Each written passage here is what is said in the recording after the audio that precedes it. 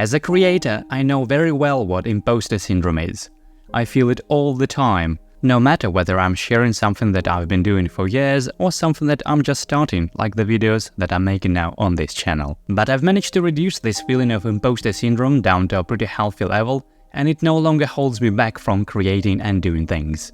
So in this video, I'm going to share 5 strategies that helped me, and as I'm probably not very unique in that sense, these 5 strategies might help you as well if you're feeling imposter syndrome. And at the end, I share a bonus tip, so stick to the end. Hey friends, my name is Daniel Sokolovsky. I help creators and aspiring professionals to grow their side hustles by sharing my experiences, productivity systems, and personal development insights. So what is imposter syndrome?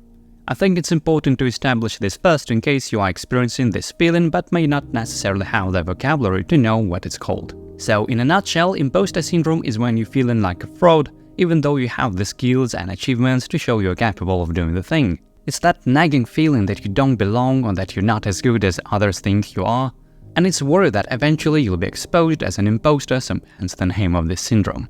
And I think it's actually a pretty dangerous feeling because it lowers your self-esteem, it makes you doubt your abilities and accomplishments, it increases your stress and anxiety by constantly worrying about being found out, and most importantly, it hinders your growth because of fear of failure or being exposed can stop you from taking on new challenges and opportunities. So my first strategy to deal with the imposter syndrome is actually recognizing that it's okay to feel in that way. Many creators feel the same, and it's a common part of creative process.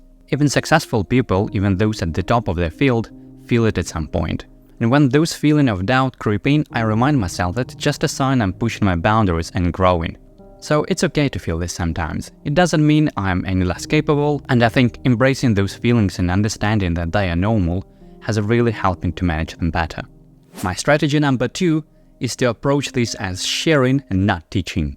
When I create content, I focus on sharing my experiences rather than teaching. And instead of saying, this is how you should do it, I say, this is how I did it. I know it's a minor tweak, but this approach takes the pressure off and makes the process more authentic. I imagine myself like a traveler going through this journey and sharing with other fellow travelers all the things that I've learned along the way, which I think makes my experience more relatable and useful to other people. My strategy number 3 is imagine speaking to myself from 2 years ago. Whenever I start doubt myself, I imagine talking to myself from 2 years ago. What advice would I give? What would I be proud of? This helps me to see how far I've come and reminds me that I do have valuable insights to share. I mean, just imagine if you would have the opportunity to speak to yourself from 2 years from the future. I mean, how crazy that would be.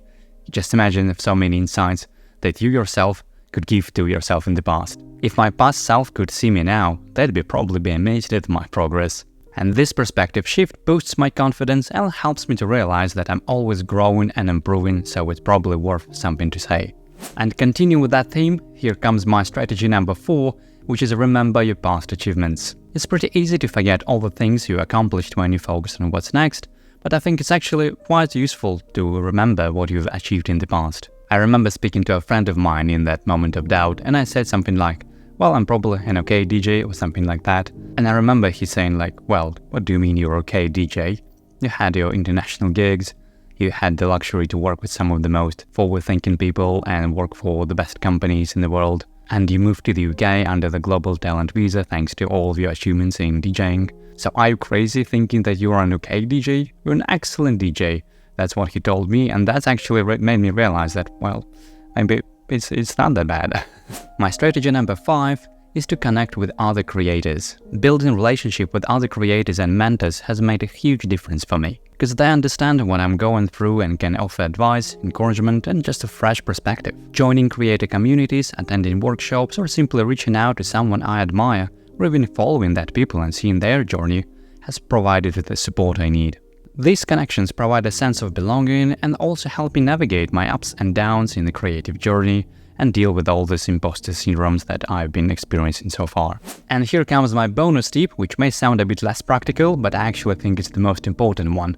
And that is practice gratitude. Treat yourself with the same kindness and understanding you offer to a friend. Just acknowledge your efforts and be gentle with yourself when things don't go perfectly.